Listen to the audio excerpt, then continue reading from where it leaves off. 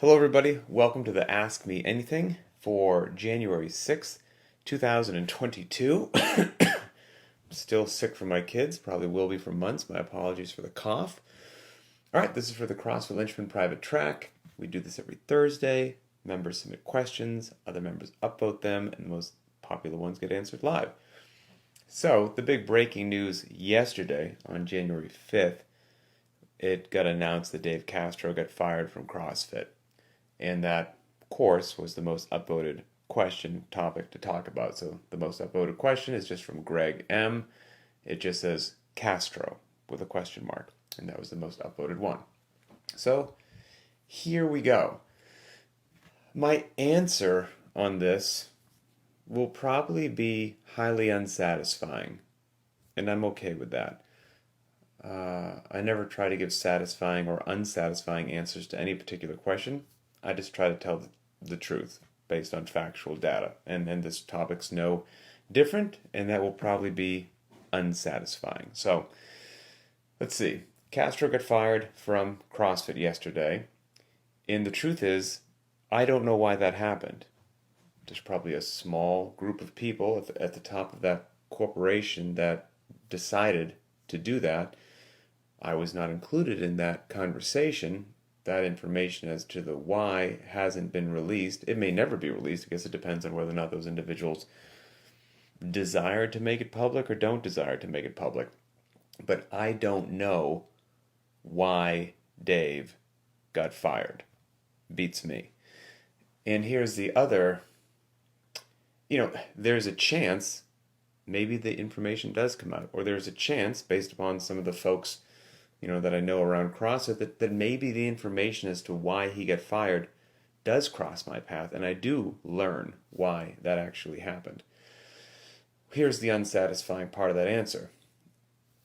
Even if I learned today why that happened, I wouldn't share it on social media. I don't feel that's my place. I don't feel that's my role, and I don't know. That sort of stuff is just not the person that I want to be. So I wouldn't even share it even if I knew. So that's probably unsatisfying to some folks. I'm sorry. Oh, now I've seen the baby monitor. My baby's opening her eyes. Will they go back to sleep? Ooh, we'll see. She does need to nap longer, so hopefully that occurs. Okay, they're closing again. Back to the Castro thing. Social media is, of course, just having a field day with it. And social media, as always, is filled with very vocal people, very vocal, on both the supporting him getting fired side and the not supporting him, the supporting Castro, thinking that he shouldn't have got fired side. Both sides are very vocal, and they're all over social media. What's interesting to me about this, and any time something like this happens, is most people seem to be very vocal, heavy on opinions, and light on facts. And of course, that as is their wonderful right in this world. You just shout whatever you believe as if it's a fact, even though it's most likely not based on facts. It's just your passionate opinion, whatever side of the issue you happen to fall on. So that's what social media is filled with these days, or right now, the last 24 hours, a whole lot of noise. I don't have any more factual information than anybody else, so I don't really feel like adding to the noise. I don't have any facts. I just know that he was fired and let go, and that's all the information that I have. Here's what is factual and can't be disputed. It is factual and beyond dispute or discussion that Dave has had a tremendous impact in CrossFit. I don't think anybody can dispute that. I would stand behind that as a pure fact. He's had a big impact in CrossFit in general, and obviously a tremendous impact on the sports side with the games. Nobody can take that from him, and nobody can deny that. And the community in CrossFit in general is far better due to many of the things that Dave had a hand in, and I think that's undeniable. So that is a fact right there. And the two big camps on this very vocal topic on social media right now if I could simplify them into two, it's one of two things. It's that CrossFit's decision to fire Castro will either, I guess, maybe have no effect on CrossFit or have a massive negative effect on CrossFit. Those are the two big opinions. And truth be told, I don't know which way it's going to go, and nobody else does. But let's explore them both for a second. Let's say that CrossFit firing Castro has no impact. 1, 2, 3, 5, or 10 years from now, CrossFit's actually bigger than it was, more people are doing it, and it just, everything was fine. It doesn't affect anything that we do at CrossFit Linchpin. I will still be doing exactly what I need to do every day when I wake up. That doesn't change. What we're providing to everybody doesn't change. Let's say the opposite is true, that the other camp is true, that firing Castro was a terrible, horrific thing. You killed CrossFit. This is the beginning of the end. The demise is coming, and it's going to be poof, non-existent in a couple years. Okay, let's explore that scenario. Nothing that we do here changes. Maybe we have to change the name on our front door.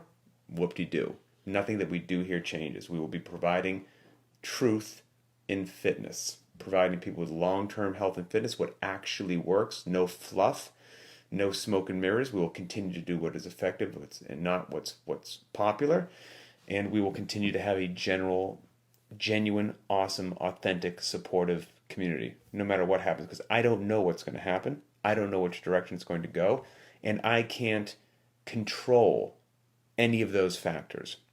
I can't control what social media says. I can't control, I don't run CrossFit. I can't control the decisions that the leadership makes. I can't control who they hire, who they fire. None of that is within my control. I can't control if the whole thing implodes. I can't control if the whole thing is just fine. None of that's in my control. So what is the best use of me to serve my community is to control what I can, and that's what we do here at Linchpin, and we'll continue to do it.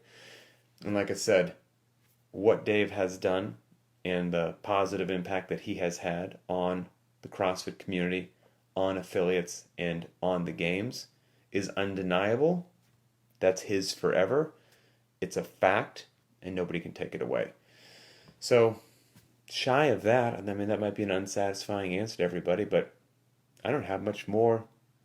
I only want to speak in facts, and so that's what I got. So, moving on to the next question. The next question was kind of somewhat related to the first question, actually. This is from Patrick S. And he basically said, if Eric Rosa asked you to take part in the programming of the 2022 Open or the game season, would you? And is there anything that you would do differently? I don't think that's a concern. I don't think that's a bridge I'm going to have to actually cross, to be honest with you. And would I do it? I don't know, to be honest with you. I don't know. It's not a simple decision, and everything is a decision of economics. And by that I don't mean the exchanging of currency, but I mean the allocation of scarce resources that have alternative uses. Economics is defined by Thomas Sowell, and those scarce resources would be my time, energy, and effort. There's only so many seconds, minutes, and hours in the day that I have to devote to all of you and to CrossFit Linchpin, which takes a tremendous amount of time, effort, and energy to do what we're doing and to do it well. I also have a family and 3 kids, and if all of a sudden someone's like, hey, do you want to just take over the game season? I have a feeling that one of the other things that I just mentioned, which are extremely important to me and near and dear to my heart, would not get the attention that they need and would suffer greatly. I don't think I'm willing to do that. So that's probably why I don't think we'll ever have to cross that bridge. Okay, next most upvoted question was from Joe P. A good question. Joe, where are you, sir? Stand by. Where are you? Okay, here we go. We have dedicated heavy days for weightlifting. We have dedicated interval days for monostructural movements. Why don't we have dedicated skill days for the major gymnastics movements? Good question. So, excellent question. And the answer is that We do and we don't. And again, I'm sorry if that's an unsatisfying answer. But when you mentioned what we have for heavy days, and then when you mentioned what we have for just interval training, monostructural days, and then what you mentioned, why don't we have for gymnastics days, you changed the nature of what you were asking about. So with the gymnastics thing, you mentioned a skill day, which implies like we're just practicing a skill. Why don't we have dedicated skill days for major gymnastics movements? Well, when it's a heavy day, true, that's a single focus day. It's a dedicated single modality day. It's a 5x5 front squat or back squat, for example. Well, that's just a day that has a singular focus and you're using it to improve your strength in just one area, weightlifting.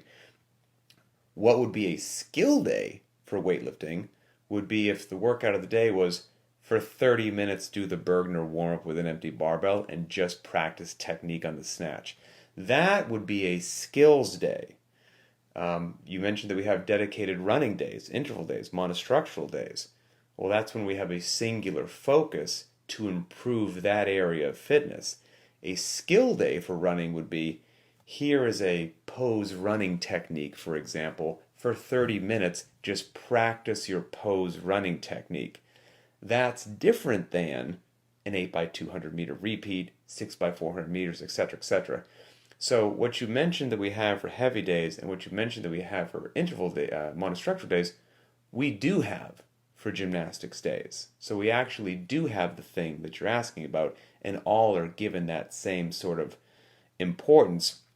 And what you're mentioning, if it's just a skill day for gymnastics, well, you absolutely could and should do that. And you actually should do it with monostructural and you should do it with weightlifting as well. So, for example, you could either use Thursdays and Sundays, the rest days that we have, as active rest days. And if you have a particular gymnastics skill that you need to practice, maybe you need to work on your handstand walking, you dedicate 10, 15, 20 minutes on those 2 days a week to practice that skill. Or it's your flow on kipping toes to bar needs practice, or it's your ring muscle up transition needs practice. Absolutely. I can't just say practice that many times without thinking about Allen Iverson talking about practice. And you could also use one of those 2 days to have an actual skills day or a practice day for the other areas that you mentioned. Just a weightlifting. You could work on footwork drills for the split jerk with just a light barbell or a PVC pipe, or just make chalk marks on the floor. And on Thursday and Sunday, you're doing a skills day for weightlifting. Or again, you're going to practice your rowing technique. One of a monostructural conditioning piece. You're going to just practice that on Thursday or Sunday. So you could absolutely work in just a skills or a practice day as an active rest day. But what you could also do, and everybody should be doing this, by the way, is if you identify, because all of us are unique individuals, maybe somebody's just fine at handstand walking and doesn't, like my wife, doesn't need any extra work on that. Somebody else does. Somebody's great at the barbell snatch, somebody's not. Well, the wonderful thing we do, by not trying to cram a whole bunch of unnecessary things into our training protocol every day with a part A, part B, part C, part D. Now you have no time and you're rushed and nothing gets its full effort and you do 4 things in a mediocre fashion instead of one thing really well. Well, now when you have what is the right way to program, in my opinion, and what actually leads people to long-term health and fitness and not having beat up knees, back, and other joints, warm up, workout, cool down, accessory work if you so desire, is now, what if there happens to be, let's say, a gymnastics skill in the workout of the day that is an area that you struggle, well, what you can do, since we're not trying to cram too much into that hour, is perform your general warm-up, and then before you hit the workout, spend 5, 10, or 15 minutes practicing that skill. And that is, you are authorized to do that as frequently as you want, authorized to do it every day. And that's the way. That's a very intelligent way to do it. And that's how you're supposed to use your time. And that's why you're not supposed to cram too much into the hour. Because it allows the athlete to have that most precious commodity, time, to actually focus on what you as an individual need to focus on. So maybe the workout of the day is that CrossFit classic nasty girls with air squats, ring muscle ups, and hang power cleans. And maybe the gymnastics movement, since you spoke about gymnastics skills practice, that you struggle with is the ring muscle up. And maybe you're not there yet. So maybe you're going to modify nasty girls that day and you're going to do some pull-ups and some ring dips, okay? You're not quite there yet with the ring muscle up. You're not comfortable enough with the low ring muscle up, but you're going to build your pulling and pushing capacity with pull-ups and dips in place of the muscle ups that day. Great, fantastic. You need that baseline strength, but then what you need is practice, skills practice on that gymnastic movement. So what would be great is after your general warm-up, but before you do the actual workout of the day, nasty girls, you spend 5 to 10 minutes practicing your low ring muscle ups, improving that skill, and then you hit the workout in a way that is scaled or modified to meet your level of ability on that day. And that's the secret, quite frankly, and that played out day after day, week after week, month after month, allows this wonderful, frequent touch of whatever you need to do. Maybe it's a handstand walk, maybe it's, again, kipping toes to bar, maybe it's whatever it happens to be, but that's your time to play with that. Or if you're more comfortable with it, it's shooter's choice. You could do it in after the workout as well, in place of accessory work. Maybe what you do is you don't need to do the accessory work that day. You're going to give yourself 10 to 15 minutes to practice a skill. Absolutely good to go. Each person's needs as to what they do or don't need to practice are a little bit different, but everybody should feel authorized and be able to identify where's that nice little block of time that they can do it. And 5 to 10 minutes a day goes a really long way. That frequent touch in short intervals, 5 to 10 minutes is a very realistic amount of time that somebody has to work on something. Versus, it might be unrealistic that once a week you're going to try to just work on something for 60 or 90 minutes. That's probably not going to happen. But if every day, between the warm-up and the workout, you give yourself 5 to 10 minutes to do some practice, you could probably pull that off. And you'll be astonished where you are 6 months from now. That consistency really pays off. So that would be my big thing there. And, like I mentioned, you mentioned the weightlifting that has its days and the monostructural that has its days, but like I said, those aren't skill days. Those are days to focus on a workout that is intentionally biased to just heavy, 5x5 back squat, for example, or just running, or just biking, or just rowing, some sort of monostructural element. And then if you look back over the programming, there are days we have that are just gymnastics focused for sure, or there's a couple elements in there. They're a mixed modality workout, but the majority of the elements in that workout are gymnastic, and therefore that would be also swayed to that day. So there's a lot of gymnastics, or aka body weight practice, in just what we do every day. And recently, we just did a little interval workout, but the interval was 8 intervals each for time. If you remember, 24 air squats, 12 pull-ups, then 12 calories on the bike. There's 3 elements in that workout. There's no barbell in that workout. There's 3 elements. 2 of them are gymnastics. That was a gymnastics heavy sort of a day. We recently had a 20-minute AMRAP of a 200-meter run, 10 V-ups, 5-meter handstand walk. No barbell in that workout. There's 3 elements. 2 of them are gymnastics. We recently had 7 rounds for time or not of 14 GHD sit-ups, 7 ring dips, 4 bar muscle-ups. 3 elements in that workout. They're all gymnastics. Other ones that are just basically gymnastics is if you do Cindy, JT, Angie, Barbara. Yes, you have to run at the beginning and end of Murph, but there's 3 other elements in there. The majority of the elements in Murph are body weight movements. Again, so there's a lot of that intertwined, a lot of it. But if you need to practice a little extra work on a skill, which we all do, you should have the time to do that because we're not overloading you unnecessarily every day. Okay. Final most upvoted question was from Clint E., who asked for my favorite book of 2021. I love my new daughter. I love Lane. She's gorgeous. She's my blood. She's 6 months old, but when and times are still rugged. You know, I have to squeeze my workouts in and modify things regularly. But one of the things that went away for a while was my daily reading. And as much as I love my daughter, that hurt. I did not like having to give that up. I just had to do what I had to do. I'm just a big fan of doing 10 pages a day of nonfiction. Me personally, I just really enjoy that. I feel it's great for personal development, self-improvement, and I could go down a whole path about that. Maybe we'll do that later on, but it's my personal opinion. Again, talking about separating fact from opinion. It's my opinion that most of us, myself included, would benefit from more activities like that and not a second session in the gym. Most of us don't need a second deadlift sesh to become better people. We need to work on ourselves as human beings and how we control ourselves and interact with other people and are we being kind and all that. And it doesn't happen by doing, some extra deadlift work. And I personally find that through reading, which then gets my mind going, which then makes me take stock of where I am right now. Is it where I want to be? Am I living the life of how I think that I should? So to me personally, the reading is very important. So I missed it, went away. Luckily, it's been coming back, and that's great. Sorry, got off track there for a second.